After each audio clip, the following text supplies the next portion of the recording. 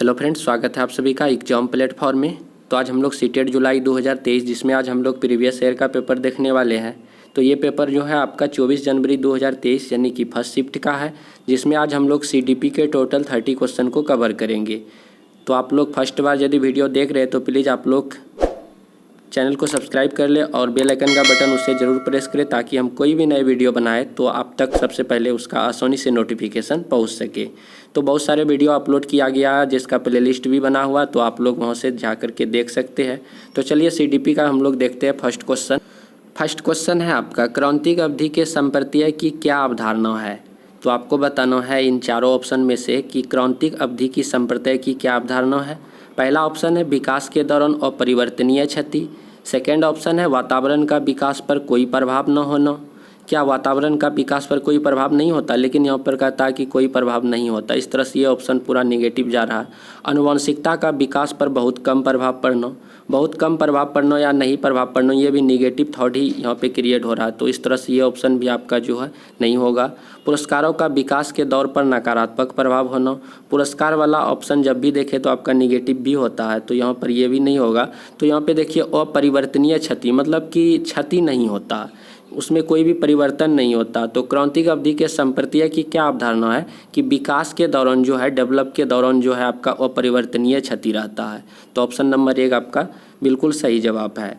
उसके बाद अगला क्वेश्चन है, विकास की नमनीयता में विश्वास रखने वाले सिद्धांतकारी निम्न में से किस दृष्टिकोण को मानते हैं। विकास की नमनीयता में विश्वास रखने वाले सिद्धांतकारी निम्न में से किस दृष्टिकोण को मानते हैं। फर्स्ट ऑप्शन है केवल स्वभाव ही विकास का निर्धारित करता है। तो देखिए केवल लगा हुआ, इस तरह से केवल वाला ऑप्शन तो आपका गलत ही होता है। आप लोगों को पहले बार बार मतलब बताया भी जाता है कि ऑप्शन में यदि आपको केवल दिखे तो वह निगेटिव हो जाता है, मतलब कि गलत ही होता है। उसके बाद है पालन पोषण विकास को प्रभावित करता, बिल्कुल सही बात है। पालन पोषण से विकास क्या होता है, प्रभावित होता है, इफेक्टिव होता है, ये पूरा सही बात है। उसके बाद है विकास हमेशा निरंतर होता है, विकास हमेशा अनिरंतर होता है। विकास तो हमेशा अनिरंतर नहीं होता, विकास हमेशा निरंतर होता है, ये तो सही है। बट यहाँ पे सबसे ज़्यादा सटीक कौन सा है, तो पालन पोषण जो है विकास को क्या करता है, प्रभावित करता है। ऑप्शन नंबर 2 आपका बिल्कुल सही जवाब है। उसके बाद अगला क्वेश्चन, बहुत छोटे बालकों के लिए डैश समाजीकरण की प्राथमिक संस्था है। तो बहुत ही इजी क्वेश्चन है। समाजीकरण की पहली संस्था, दूसरी संस्था, तीसरी संस्था, ये तीनों आपसे जो है पूछा जा सकता है। तो पहला यदि पूछा जाए तो वह परिवार हो जाता है, सेकेंड यदि पूछा जाए तो विद्यालय हो जाता है, तीसरा यदि पूछा जाए तो मीडिया यानी कि विज्ञापन हो जाता है। तो यहाँ पे समाजीकरण की प्राथमिक संस्था पूछा गया आपसे, तो यहाँ पे तत्कालीन परिवार यानी कि माता पिता आपका हो सकता है। तो यहाँ पे राइट आंसर ऑप्शन नंबर 4 बिल्कुल सही जवाब है। उसके बाद अगला क्वेश्चन है आपका, जीन पियाजे के सिद्धांत में क्रियाओं और विचारों की संगठित प्रणाली जो व्यक्तियों को उनके जीवन से संबंधित वस्तुओं और घटनाओं को मानसिक रूप से प्रस्तुत करते हैं, करने और सोचने की स्वीकृति देता है, क्या कहलाती है। तो आपको बताना है कि जीन पियाजे के सिद्धांत में क्रियाओं और विचारों को संगठित प्रणाली जो व्यक्तियों को उनके जीवन से संबंधित वस्तुओं और घटनाओं को मानसिक रूप प्रस्तुत करने और सोचने की स्वीकृति देती है, क्या कहलाती है। तो ये जो है आपका राइट आंसर एस्कीमा कहलाता है, ये आपका राइट आंसर हो जाएगा। जो व्यक्तियों को जो है संबंधित वस्तुओं की घटनाओं मानसिक रूप से प्रस्तुत करने और चिंतन करने, थिंकिंग करने की स्वीकृति देती है, वो एस्कीमा कहलाती है। राइट आंसर ऑप्शन नंबर 4 हो जाएगा। उसके बाद अगला क्वेश्चन है आपका, जीन पियाजे के संज्ञानात्मक विकास के सिद्धांत के अनुसार किस चरण पर अधिकतर बच्चे दूसरों के दृष्टिकोण को समझने में विशेषतः कठिनाई महसूस करते हैं। तो जीन पियाजे ने जो है आपका 4 जो है संज्ञानात्मक विकास का चरण बताया है, जो कि आपका संवेदी हो जाता है, उसके बाद पूर्व संक्रियात्मक, मूर्त संक्रियात्मक, उसके बाद औपचारिक संक्रियात्मक। जो आपका सेकेंड वाला जो आपका जो स्टेज होता है जैसे कि पूर्व संक्रियात्मक, उसमें जो है बच्चे क्या होते हैं, दूसरे के दृष्टिकोण को समझने में विशेषतः जो बहुत ही कठिनाई महसूस करते हैं। तो यानी कि पूर्व संक्रियात्मक अवस्था, ऑप्शन नंबर 2 आपका बिल्कुल सही हो जाएगा। संवेदी गौमक आपका जो है 0 से 2 वर्ष का बच्चा होता है। उसके बाद पूर्व संक्रियात्मक में आपका जो है 2 से 7 वर्ष के बच्चे होते हैं। मूर्त संक्रियात्मक में 7 से 11 वर्ष के बच्चे आते हैं और औपचारिक संक्रियात्मक में आपका 11 प्लस के बच्चे इसमें आते हैं। तो पूर्व संक्रियात्मक बच्चे मतलब कि जो चरण होता है उसमें बच्चे जो है दूसरे के दृष्टिकोण को, मनोभावनाओं को समझने में विशेषतः क्या होते हैं, उसमें कठिनाई का उसे सामना करना पड़ता है। उसके बाद है अगला क्वेश्चन, लेव वागोत्स्की के अनुसार संज्ञानात्मक विकास डैश का उत्पाद है। तो ये क्वेश्चन बहुत ही मतलब कि थोड़ा सा जो है मतलब कि पूछा जाता है, घुमा फिरा के लगभग आंसर जो है उसका सेम ही होता है। तो लेव वागोत्स्की के अनुसार संज्ञानात्मक विकास सबसे ज़्यादा जो है इसमें सामाजिक संपर्कता हो गया, उसके बाद सांस्कृतिक हो गया, इन्हीं सब पर डिपेंड होता है, यही ऑप्शन भी होता है। तो यहाँ पे देखिए कौन सा हो जाएगा, अनुवांशिक स्वभाव है, केवल लगा हुआ है तो गलत होगा। उसके बाद है सामाजिक संपर्कता। तो सामाजिक संपर्कता जो है संज्ञानात्मक विकास का जो एक क्या है उत्पाद है। आपका ऑप्शन नंबर आपका जो है 3 बिल्कुल सही जवाब हो जाएगा। या कभी कभी सामाजिक अंतःक्रिया भी रह सकता है, तो आपको जो है इसमें डरने की कोई बात नहीं है, तो उसी से रिलेटेड रहता है, तो ऑप्शन जो है थोड़ा उलटफेर हो सकता है। तो यहाँ पे सामाजिक संपर्कता आपका राइट आंसर हो जाएगा। उसके बाद अगला क्वेश्चन आपका, निम्न में से किसका मानना है कि मानवीय गतिविधियाँ सांस्कृतिक परिप्रेक्ष्य में विकसित होती है और उन परिप्रेक्ष्यों से हटकर उन्हें समझा नहीं जा सकता है। तो निम्न में से किसका मानना है कि मानवीय गतिविधियाँ सांस्कृतिक परिप्रेक्ष्य में विकसित होती है, मतलब कि सांस्कृतिक परिप्रेक्ष्य में। अभी तुरंत आपसे इससे पिछला वाला क्वेश्चन आया था लेव वागोत्स्की से, तो उसका जो भी संज्ञानात्मक विकास का जो सिद्धांत है वह पूरी तरह से जो है सांस्कृतिक यानी कि समाज पर डिपेंड होता है।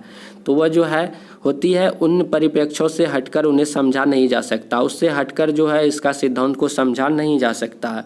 तो ये किसका सिद्धांत है, लेव वागोत्स्की का जो आपका राइट आंसर हो जाएगा। इसका जो संज्ञानात्मक विकास का जो सिद्धांत है पूरी तरह से संस्कृति पर डिपेंड है। तो ऑप्शन नंबर 4 आपका क्लियर है। अगला क्वेश्चन है आपका, लॉरेंस कोहेलबर्ग के नैतिक विकास के सिद्धांत के किस चरण पर बच्चों के नैतिक तर्क दंड से बचने हेतु आज्ञाकारी होने पर आधारित होते हैं। तो आपका जो है लॉरेंस जो कोहेलबर्ग साहब है, इन्होंने नैतिक विकास का सिद्धांत दिया है। तो इन्होंने जो है टोटल 6 चरणों को जो है मुख्य 3 चरणों में क्या किया है, इसको जो है डिवाइड किया है। तो इसमें से एक चरण है आपका जिसमें कि बच्चे जो है नैतिक तर्क जैसे कि दंड से बचने के लिए आज्ञाकारी होते हैं। तो छोटे छोटे बच्चे जब होते हैं घर में, देखेंगे कि मेहमान वगैरह जब आते हैं, तो अतिथि वगैरह जब आते हैं तो वह बच्चे क्या करते हैं, अपने पिता अपने माता के डर से जो है बच्चे क्या करते हैं, उनकी सेवा करते हैं, बैठने के लिए कुर्सी देंगे, पीने के लिए पानी देंगे और भी बहुत सारे चीज़ें उनसे करते हैं। तो वह बच्चे जो है डर के मारे से, भय से, यानी कि बाद में यदि वह उस टाइम वह यदि काम नहीं करता है तो बाद में उसका पिटाई होना है, तो उस पिटाई उस मार के डर से बच्चे क्या हो जाते हैं, आज्ञाकारी बन जाते हैं। तो यह किस स्तर की बात है आपको बताना है। तो इसका राइट आंसर हो जाएगा आपका पूर्व परंपरागत स्तर। आपका ऑप्शन नंबर 1 बिल्कुल सही जवाब हो जाएगा। उसके बाद अगला क्वेश्चन है, निम्न में से कौन सी संरचनावादी अध्यापक की विशेषता है। तो संरचनावादी जो है आपका जो अध्यापक की कौन सी विशेषता आपको बताना है।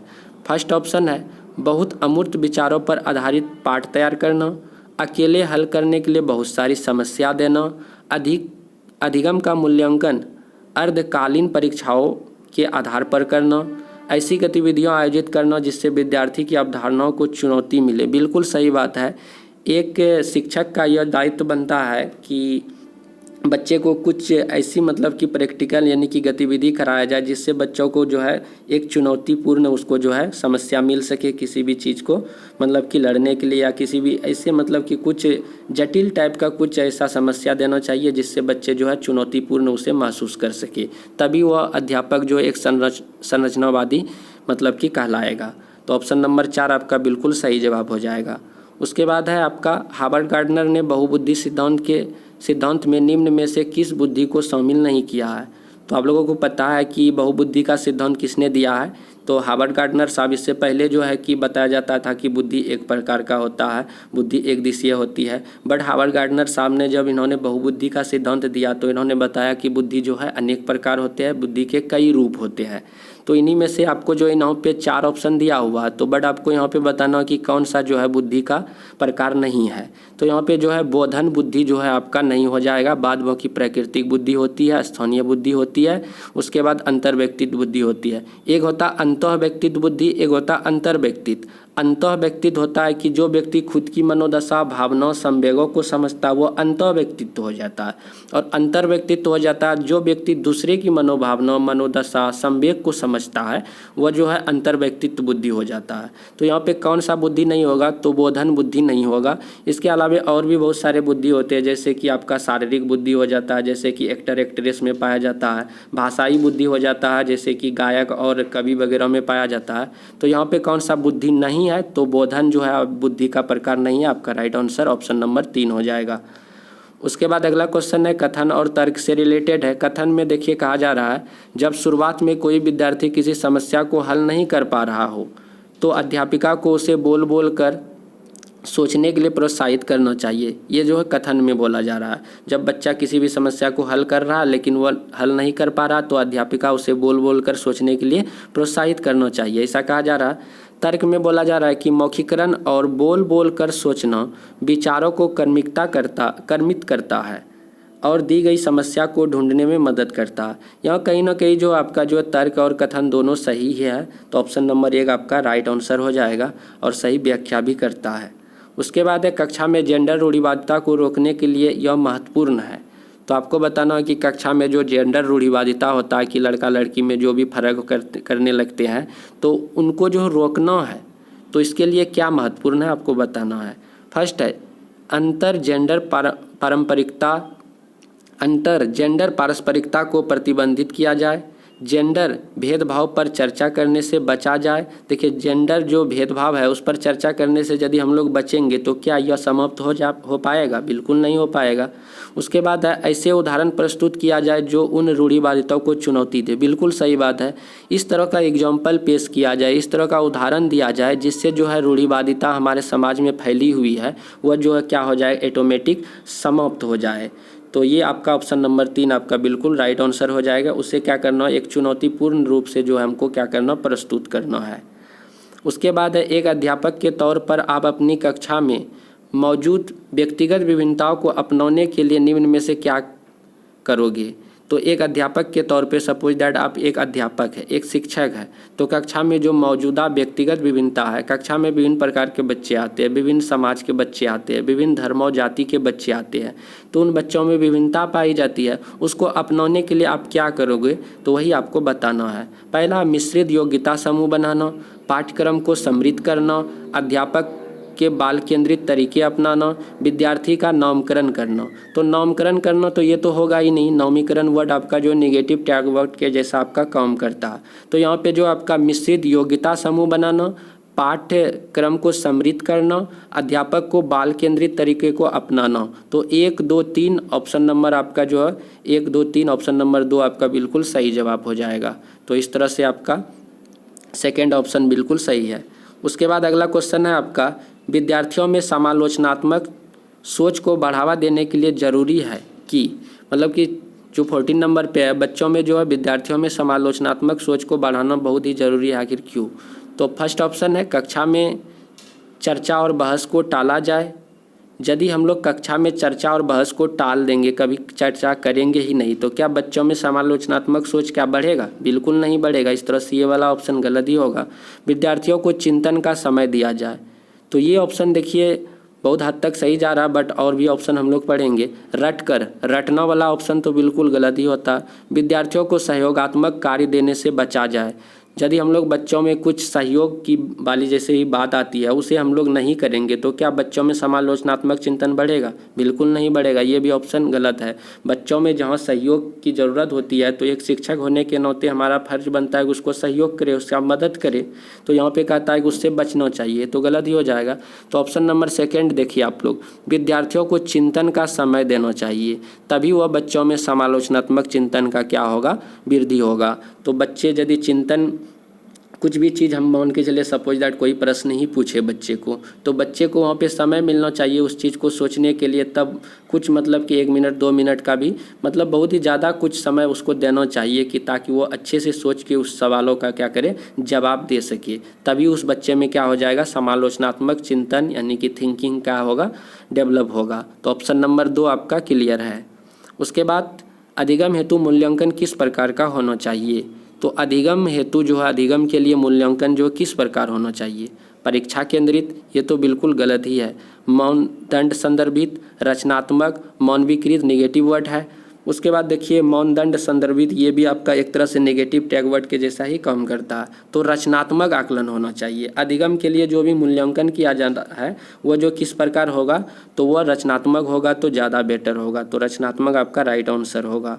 उसके बाद है अगला क्वेश्चन आपका विभिन्न संजातीय समूहों से संबंधित विद्यार्थियों से युक्त कक्षा में एक अध्यापिका को क्या करना चाहिए।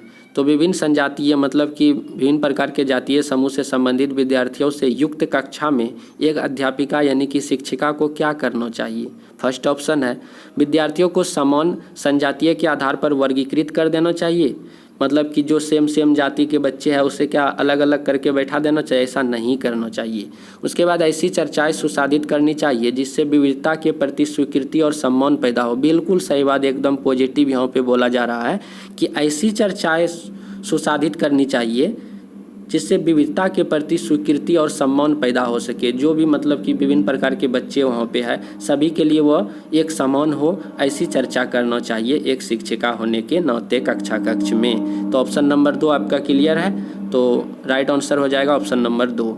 उसके बाद है आपका स्कूल विभिन्न सुविधाओं की पहुँच पाने के लिए सीढ़ियाँ, दरवाज़ों और दूसरे वास्तुकला संबंधित स्वरूपों द्वारा पैदा की गई बाधाओं को दूर करने के लिए अपनी आधारभूत संरचनाओं में सुधार कर रहा है। ऐसा करके स्कूल क्या प्रोत्साहित कर रहा है।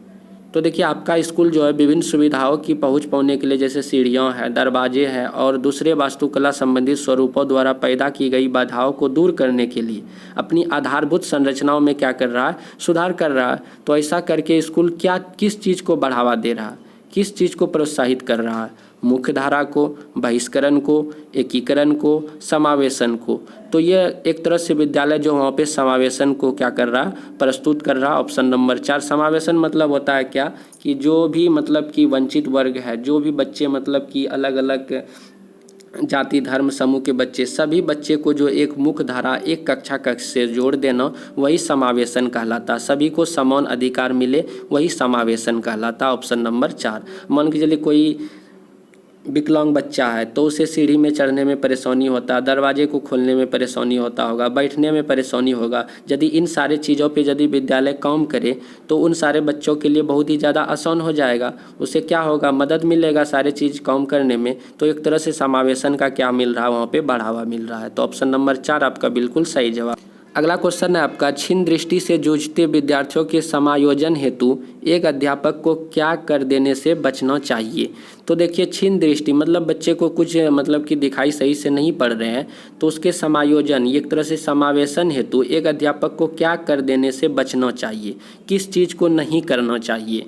तो जैसे है आपका सेकंड में आवर्धक लेंस, तो इस चीज़ को देना चाहिए। यदि उसे दिखाई नहीं पड़ते तो इससे देना चाहिए, सही बात है। बड़े आकार में छपी हुई पाठ्य पुस्तकें, ये भी सही बात है। उसके बाद स्पर्शीय मानचित्र और आलेख, ये भी सही बात है। बट जो है दृश्य अव्यवस्थित नोट, यदि वह दृश्य मतलब कि देखने वाले जो अव्यवस्थित यदि उसे नोट्स दिया जाए तो वह क्या उसके लिए समावेशन होगा, समायोजन होगा, नहीं होगा। तो इस चीज़ से जो है उसे क्या होना चाहिए, बचना चाहिए एक शिक्षक को उस बच्चे को देने से। तो फर्स्ट वाला ऑप्शन आपका क्लियर है। उसके बाद अगला है, अवधान न्यूनता अति क्रियाशीलता विकार से जूझते विद्यार्थियों के संदर्भ में निम्न में से कौन सा कथन सही नहीं है। तो अवधान न्यूनता अति क्रियाशीलता, इस प्रकार के जो भी बच्चे होते हैं तो यह बच्चे में बहुत ही ज़्यादा मतलब कि क्रियाशीलता होती है और वह बच्चे जो धैर्य बहुत कम होते हैं, शांत नहीं दिखते हैं। किसी भी प्रकार का सवाल यदि पूछा जाए तो उनका जो है बहुत ही जल्दी जवाब दे देता है। तो इस तरह के बच्चे में जो विकार पाए जाते हैं उसे अवधान न्यूनता अति क्रियाशीलता विकार के नाम से जाना जाता है। तो इन विद्यार्थियों के संदर्भ में निम्न में से कौन सा कथन सही नहीं है आपको बताना है। फर्स्ट है, उन्हें किसी एक कार्य में लंबे समय तक एकाग्रता रहने में अक्सर मुश्किलें होती है। तो ये बात तो सही है कि उन्हें जो है किसी एक ही कार्य पर लंबे समय तक, मान के चलिए कि ये बच्चा पढ़ रहा है तो पढ़ाई लगातार जो है 2 घंटा तक पढ़ वो नहीं पाता है। तो इस तरह की समस्या होती है, इस तरह की मुश्किलें पाई जाती हैं उन बच्चों में। तो ऑप्शन नंबर 1 ही आपका यहाँ पे सही है और सारे ऑप्शन को पढ़ना जरूरी नहीं है। तो फर्स्ट वाला ऑप्शन जो है मतलब कि जो भी अति क्रियाशीलता विकार से जूझते हैं उन बच्चों में क्या होते हैं, एक कार्य में लंबे समय तक एकाग्र रहने में अक्सर क्या होती है, मुश्किलें होती है। मतलब कि कंसंट्रेशन उसका जो बन नहीं पाता है ज़्यादा लंबे समय तक। उसके बाद है, एक स्कूल में प्रतिभावान विद्यार्थियों को कुछ श्रेणियों छोड़कर सीधे उच्च श्रेणी में पदोन्नत कर दिया जाता है। प्रतिभावान विद्यार्थियों को पढ़ाने के लिए इस स्कूल में किस उपागम का इस्तेमाल किया गया। त्वरण, संवृद्धिकरण, प्रोत्साहन, संश्लेषण। तो क्या होता है कि एक प्रतिभाशाली जो बच्चे होते हैं उसे जो है डायरेक्ट जो है मतलब कि क्या कर दिया कि मान के चलिए कि 5 क्लास में वो पढ़ रहा, बहुत ही अच्छे पढ़ने में, उसको डायरेक्ट 1 क्लास मतलब कि क्या कर दिया, जंप करा दिया उसके बाद। तो इस तरह से जो है इस मतलब कि उच्च श्रेणी में उसका जो है क्या हो गया, पदोन्नत हो गया। तो जैसे 5 में है तो बहुत ही अच्छे था, 5 से डायरेक्ट उसको 6 में कर दिया। तो एक तरह से देखिए मतलब कि यहाँ पे था, बच्चे यहाँ आ गया। तो इस तरह से एक किसका मतलब कि वहाँ पे संकेत कर रहा, तो एक तरह से त्वरण का। तो त्वरण एक्सेलरेशन, तुरंत बच्चे जो है जंप कर गया ऊपर, तो त्वरण एक्सेलरेशन ऑप्शन नंबर 1 बिल्कुल सही जवाब है। उसके बाद है अगला क्वेश्चन, अर्थपूर्ण अधिगम हेतु कक्षा में ऐसी संस्कृति विकसित करनी चाहिए जहाँ विद्यार्थियों को डैश के अत्यधिक अवसर मिले। तो अर्थपूर्ण अधिगम मतलब कि एक ऐसा कक्ष होना चाहिए जहाँ पर कि बच्चे को जो अर्थपूर्ण अधिगम मिले।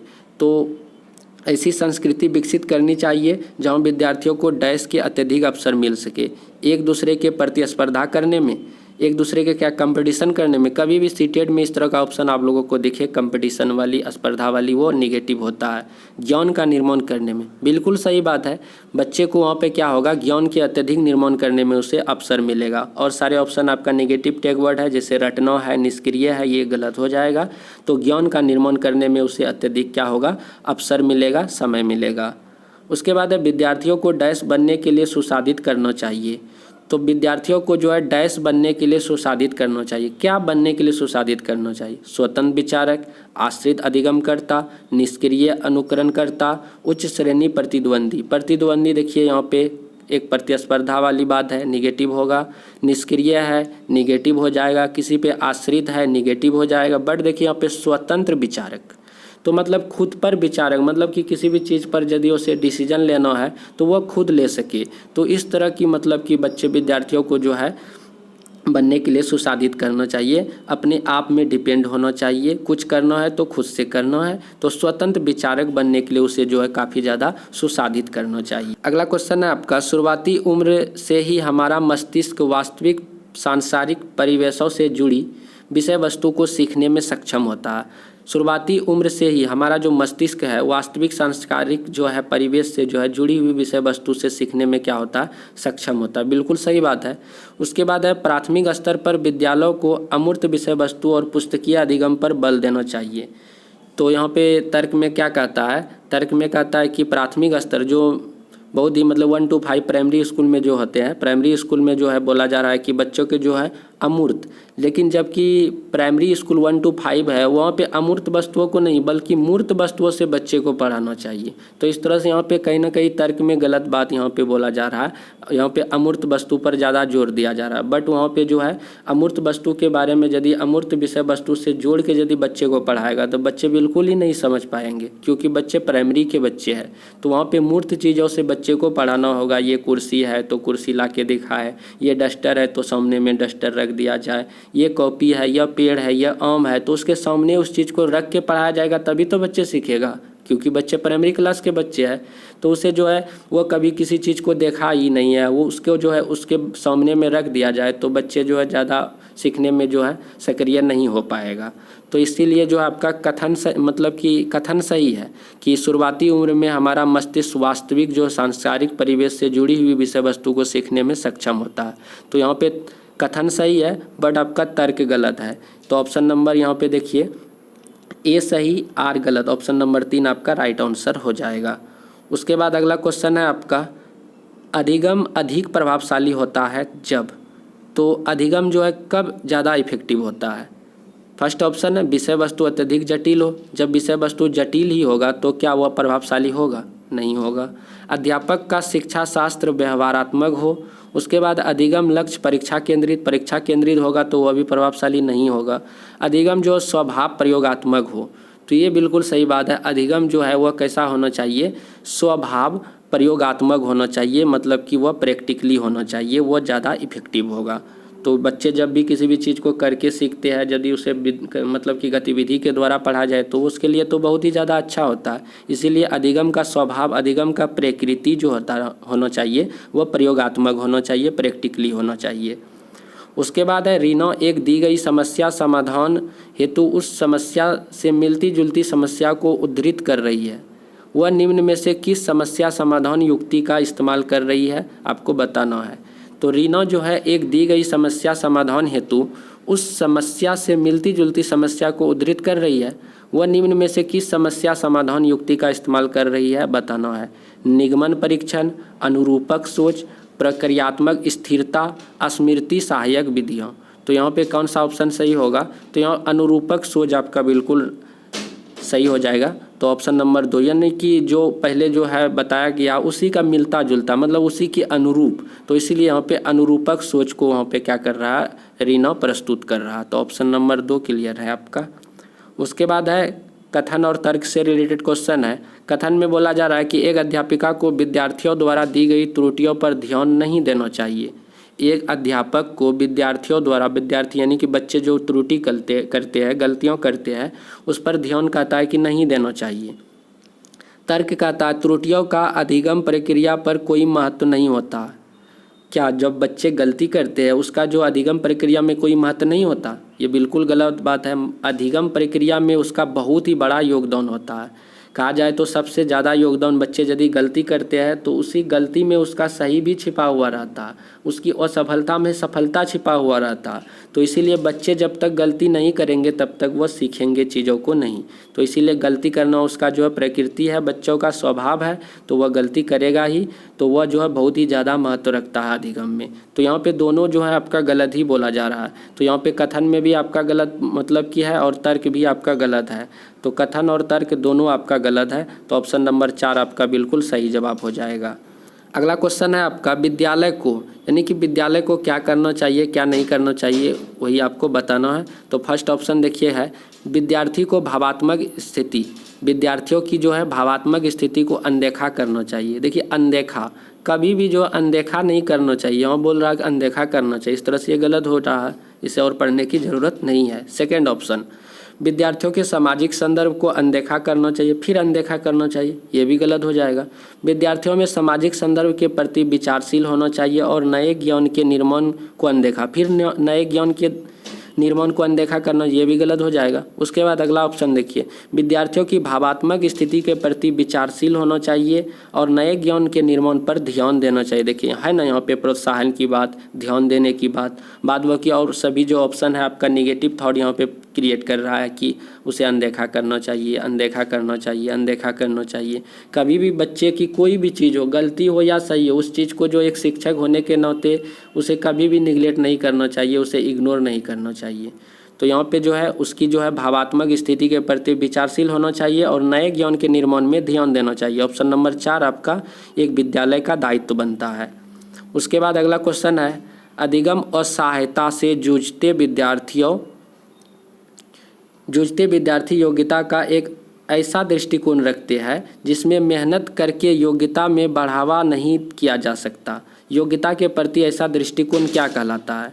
तो देखिए क्या कहता है अधिगम असहायता से जूझते विद्यार्थी, जिस बच्चे को अधिगम में क्या हो रही है, असहायता हो रही है, उस विद्यार्थी को मतलब कि एक ऐसा दृष्टिकोण वह विद्यार्थी रखता है कि जिसमें मेहनत करके योग्यता में बढ़ावा नहीं किया जा सकता। और वह बच्चे जो अपने आप में इस तरह का दृष्टिकोण पैदा कर लेता है कि हम मेहनत भी करेंगे तो हम इसमें कोई भी ज़्यादा बदलाव नहीं कर पाएंगे।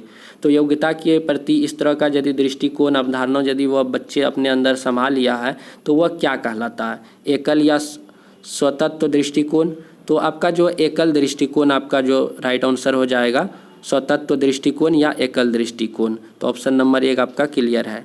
उसके बाद अगला है अधिगम के लिए एक सहायक वातावरण पैदा करने हेतु एक महत्वपूर्ण है कि, तो अधिगम के लिए एक सहायक वातावरण पैदा करने हेतु यह महत्वपूर्ण है कि फर्स्ट ऑप्शन है विद्यार्थियों की रुचियों को अनदेखा करें, ये तो बिल्कुल नहीं होगा। विभिन्न हिस्सेदारों जैसे माता पिता, अध्यापकों और विद्यार्थियों के बीच संप्रेषण पोषित करें, बिल्कुल सही बात है। तो अधिगम के लिए एक सहायक वातावरण का मतलब हो गया क्या, विभिन्न हिस्सेदारों जैसे माता पिता, अध्यापक और विद्यार्थियों के बीच संप्रेषण पोषित करें। ऑप्शन नंबर 2 आपका बिल्कुल सही जवाब हो जाएगा। उसके बाद अगला क्वेश्चन है निम्न में से कौन सा कारक विद्यार्थियों के प्रभावशाली और अर्थपूर्ण अधिगम में सहयोग नहीं करता है? तो यहाँ पे बताना है कि कौन सा कारक जो है विद्यार्थी के जो है प्रभावशाली अर्थपूर्ण अधिगम में सहायक नहीं करता है। बाल केंद्रित शिक्षा शास्त्र ये तो बिल्कुल करता है, उसको जो है बहुत ही ज़्यादा मदद करता है, सही बात है। अधिगम की सार्वभौमिक रूपरेखा ये भी करता है। उसके बाद है अध्यापन की संरचनावादी उपागम, ये भी करता, बट मौनवीकृत पाठ्यक्रम जो निगेटिव टैग वर्ड है ये बच्चों को कभी भी मदद नहीं करता है। तो ऑप्शन नंबर 3 आपका बिल्कुल राइट आंसर हो जाएगा। तो कौन सहयोग नहीं करता है? तो मौनवीकृत पाठ्यक्रम। तो इस तरह से हम लोग बहुत ही फास्ट यानी कि टोटल 30 क्वेश्चन हम लोग CTP के कर लिए हैं। तो अभी तक आप लोग सब्सक्राइब नहीं किए तो प्लीज़ सब्सक्राइब कर लीजिए। तो चलिए मिलते हैं हम लोग अगले वीडियो पे। जय हिंद, जय भारत।